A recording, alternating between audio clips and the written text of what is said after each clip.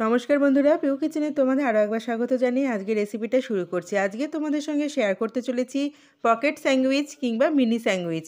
কতটা ক্রিস্পি হয়েছে আগে তোমাদের দেখিয়ে দিই।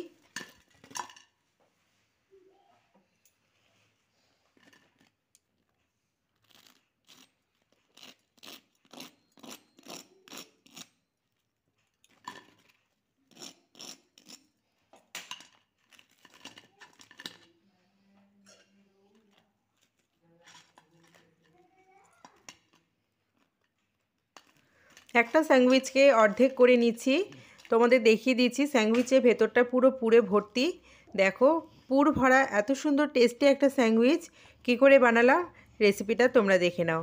সন্ধ্যাবেলায় খেতে কিন্তু দারুণ লাগবে এরকম পাউরুটির মিনি স্যান্ডউইচ খেতে। তো চলো রেসিপিটা শুরু করি।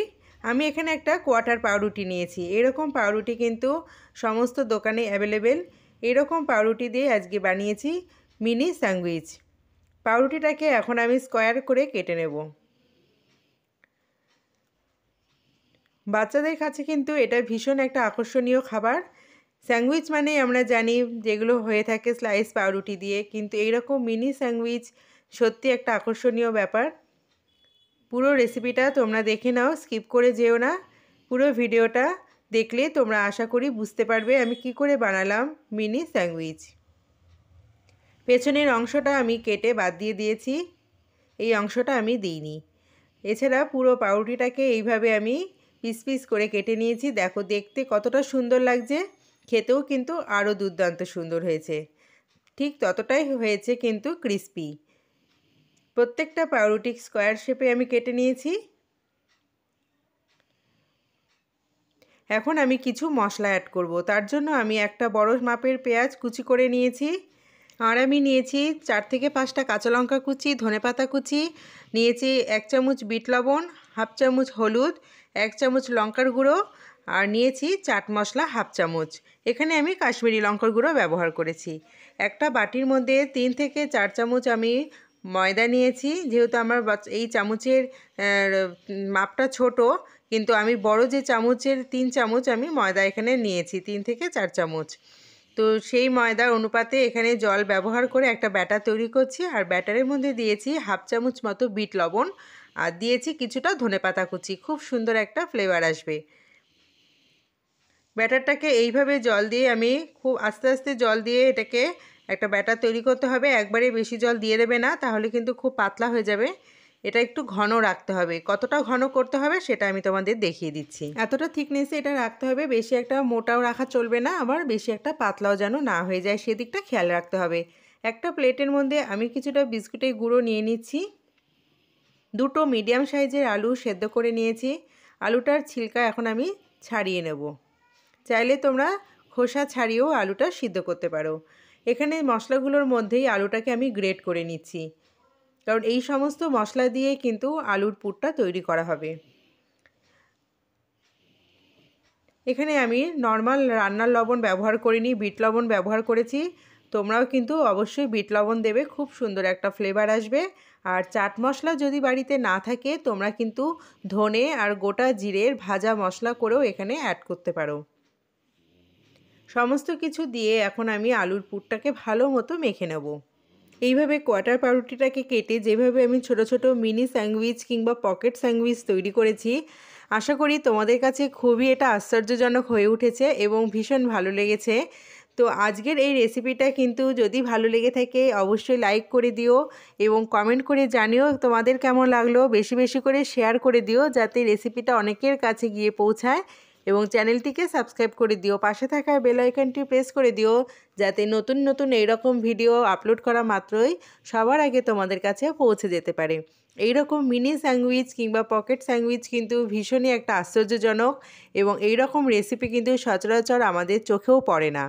তো তোমরাও চটজলদি এরকম বাড়িতে বানিয়ে বাচ্চাদের টিফিনও দিতে পারো, কিংবা সন্ধেবেলায় বাড়িতে অতিথি আসলে তাদেরকেও কিন্তু এইরকম মিনি স্যান্ডউইচ বানিয়েও আপ্যায়ন করতে পারো। আমি কি করলাম দেখো, প্রথমে আলুর পুরটাকে যে কটা পাউরুটি আমার হয়েছে একই মাপের বল তৈরি করে নিয়েছি। তারপর প্রত্যেকটা স্লাইসে আমি কিন্তু আলুর পুরটাকে সমান করে মাখিয়ে নিয়েছি। এইভাবে তোমরাও আগে বল তৈরি করে নেবে। যে কটা তোমার পাউরুটি থাকবে সে কটা বল আগে তৈরি করে নেবে। প্রত্যেকটা পাউরুটির মধ্যে সমানভাবে কিন্তু পুরটা থাকবে, না হলে কিন্তু কোনোটায় বেশি আবার কোনোটায় কম কোনোটায় মাঝারি এইরকমভাবে পুরটা পড়লে কিন্তু খেতে একদমই ভালো লাগবে না। সমানভাবে পুরটা থাকলে কিন্তু পাউরুটিটা খেতেও ভালো লাগে। এখন দেখো আমি প্রত্যেকটা পাউরুটির মধ্যে এইভাবে চেপে চেপে হাত দিয়ে পুরটাকে মাখিয়ে নিচ্ছি। কতটা সুন্দর কতটা লোভনীয় হয়ে উঠেছে দেখলেই কিন্তু বোঝা যাচ্ছে। দেখো দেখেই কিন্তু দারুণ লাগছে। এখন আমি যে ময়দার ব্যাটারটা বানিয়ে রেখেছিলাম, ময়দার ব্যাটারের মধ্যে একটু এপিট ওপিট ভালো মতো ভিজিয়ে নিয়েছি। তারপরে আমি বিস্কিটের গুঁড়োর মধ্যে দিয়ে ভালো মতো মাখিয়ে নিয়েছি। এখানে কিন্তু দুটো হাত ব্যবহার করতে হবে, একটা হাত দিয়ে কাজ করলে চলবে না।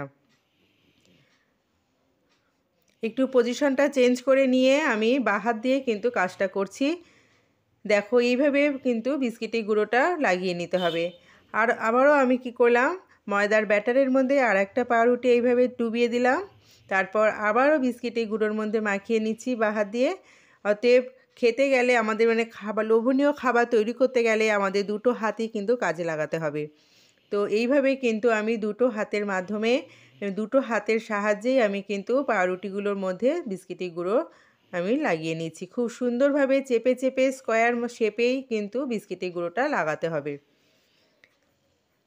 খেতে কিন্তু ভীষণ মুচমুচে হবে বন্ধুরা। আমি সেটা তোমাদের আগে দেখিয়ে দিয়েছি কতটা মুচমুচে হয়েছে এবং কতটা ক্রিস্পি মুচমুচে সেটা কিন্তু প্রথমে তোমাদের দেখিয়ে দিয়েছি। এইভাবে তোমরা বাড়িতে ট্রাই করে দেখো এবং সন্ধ্যাবেলা টিফিনে কিংবা জলখাবারে খেতে কিন্তু দুর্দান্ত লাগে। আমি এদিকে বিস্কিটের গুঁড়ো লাগাচ্ছি, তার আগেই কিন্তু আমি কড়াইটা বসিয়ে এসেছি গ্যাসে। প্রতি কটা কিন্তু স্যান্ডউইচের মধ্যে এইভাবে আমি ময়দাটা মাখিয়ে নিচ্ছি। অনেকের কাছে এই ব্যাপারগুলো একটু অজানা থেকে যায় যে কিভাবে বিস্কিটের গুঁড়ো লাগাতে হয় বা কিভাবে ব্যাটারটা লাগাতে হয়। অনেকেই আমরা জানি না, যারা নতুন রান্না শিখছো অনেকেই এটা আমরা জানি না, কিন্তু তাদের কাছে কিন্তু জিনিসটা খুবই সহজ হয়ে উঠেছে আশা করি। এইভাবেই আমি কিন্তু প্রতি কটা স্যান্ডউইচ একদম রেডি করে ফেলেছি। দেখো কতটা সুন্দর দেখতে লাগছে।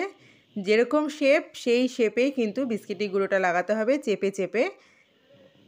এখন চলো আমি যে কড়াইটা বসিয়ে রেখেছি তার মধ্যে তেল দিয়ে দিচ্ছি। একটু বেশি পরিমাণে তেল দিতে হবে, যেহেতু এটা ডুবোভাবে ভাজতে হবে। আর তেলের টেম্পারেচারটা কিন্তু একদমই নর্মাল রাখতে হবে, বেশি হাই প্রথমেই করে দেবে না, তাহলে খুব তাড়াতাড়ি রঙটা ধরে নেবে কিন্তু ভেতরটা কাঁচা থেকে যাবে। আশা করি তোমরা বুঝতে পেরেছো। আমার তেলের টেম্পারেচারটা কিন্তু বেশি একটা হাইতে নেই, একদম নর্মাল টু মিডিয়ামে রয়েছে। এখন পাউরুটিগুলোকে আমি আস্তে আস্তে করে একটু উল্টে পাল্টে ভেজে নেব। খুন্তির সাহায্যে তেলটা একটু ওপর দিকে ছড়িয়ে দিলে কিন্তু নিচটার সাথে সাথে ওপরটাও ভাজা হয়ে যায়। খুব আস্তে আস্তে কাজটা করতে হবে আর গ্যাসের ফ্লেমটা কিন্তু অবশ্যই মিডিয়ামে রাখতে হবে। একদম হাইতে দিলে কিন্তু খুব তাড়াতাড়ি কালারটা ধরে নেবে, ভেতরটা কাঁচা থেকে যাবে। আজকের এই রেসিপিটা তোমাদের কেমন লাগলো বন্ধুরা অবশ্যই কিন্তু কমেন্টস করে জানিও।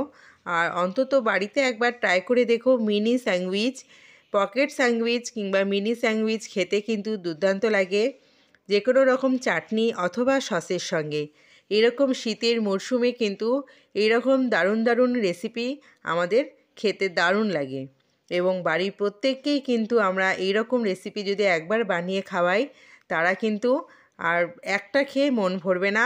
এটা আমি গ্যারান্টি দিয়ে বলতে পারি বন্ধুরা, এই স্যান্ডউইচ একটা খেয়ে কারোর মন ভরবে না, অন্তত দুটো তিনটে করে প্রত্যেকে খেয়ে নেবে। তো আজকের রেসিপিটা খুবই লোভনীয় এবং ভীষণই আশ্চর্যজনক মিনি স্যান্ডউইচ।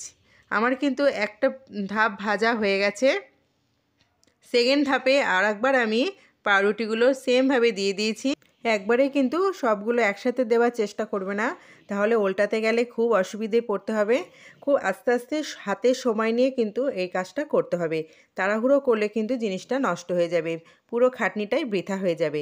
কতটা ক্রিস্পি হয়েছে আরও একবার তোমাদের দেখিয়ে দিচ্ছি।